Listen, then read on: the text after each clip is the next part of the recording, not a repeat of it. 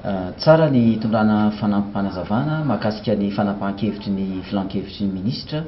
ny amin'ny antsoina hoe travaux de levée sismique pour la délimitation et extension plateau continental Madagascar. Ny plateau continental Madagascar raha ambaratsotra dia hoe rampotany ambany ranomasina any Madagasikara. Tahaka an'ireny le hoe tendrombohitra hoentin'Indrika reny zany dia makany anaty rano dia mandeha makany anaty ranomasina any. Io saritany Madagasikara hitantsika io zany dia mbola mitohy any ambanin'ny ranomasina any ary kilometatra maro no misy azy. Any dia misy io plateau continental io zany na le hoe rampotany ambanin'ny ranomasina io dia misy arena maro be. Tamin'ny taona 2014 tamin'ny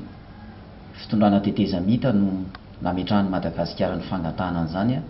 teo anivon'ny komisiona ny firenena mikambana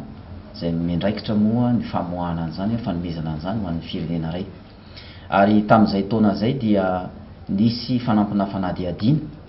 nangatahana zany ho famen'ny dossier an'i Madagasikara dia rapport d'étude travaux levée sismique, zany hoe ahafahana amin'ny alalan'ny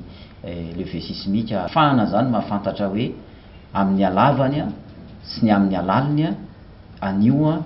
fanitarana ny fari-dranomasina amin'ny rampotany ambanin'ny ranomasina Madagasikara io na le hoe extension plateau continental dia nangatahan'ny commission ny firenena mikambana io zany io rapport d'étude levée sismique io.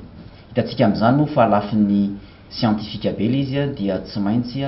izay manana fahaiza-manao sy manana traikefa no heverina raha miasa zany hanatanteraka izany. Amin'izao tsika amin'ny teny zao dia ny institut spécialisé any Chine no heverina angamba fa raha miasa fa mbola ho jerena akaika ny mahakasika izay raha miasa zay. Fa ny zava-dehibe dia hoe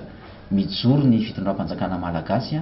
ary hanatanteraka ny fangatahana hamen'ny dossier ao amin'ny firenena mikambana mba ho azontsika io rampotany ambanin'ny ranomasin'i Madagasikara io izay any amin'ny 860 000 km² no velaran'izany extension ho angatahantsika zany ary tena rampotanytsika misy ny arenantsika na ny arena resaka mine na resaka pétrole na resaka gaz na resaka biodiversité rariny loatra raha miady amin'izany tsika fa tafiditra ao anatin'ny fiarovana ny arenantsika. Eto dia asiako tsindrim-peo manokana mba tsy hisy ny fifandosokevitra fa tsy misy hidiran'ny resaka nosy manodidina na nosy malagasy ity fangatahana ny fanitarana ny fari-dranomasina na ny rampotany ambanin'ny ranomasina ity fa tena sasan'angy samy manana ny azy ilay izy fa dia ny raritsika dia ho azontsika firenena malagasy tsy ho ela io fanitarana ny rampotany ambanin'ny ranomasina io fa isan'ny arena ho an'ny firenena. Ranomasina atsimo no misy anazy aty amin'ny fari-dranomasina atsimo zany hoe raha mijery ilay saritany Madagasikara sika dia ilay mampifandray any Toliary sy Tôlanaro iny ilay tsipika dia iny zany no sotomina midina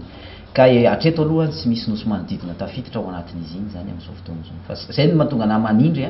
fa sasan'angy samy hafa ny nosy manodidina sy ny extension plateau continental.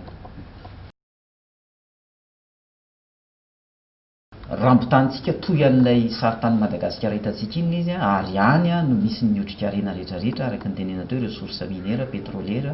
ny gazière ny resaka biodiversité marine zany hoe ohatran'ny faritra rehetra misy ny arena kibon'ny tany ilay izy zany dia tena ilayntsika ny mahazo an'io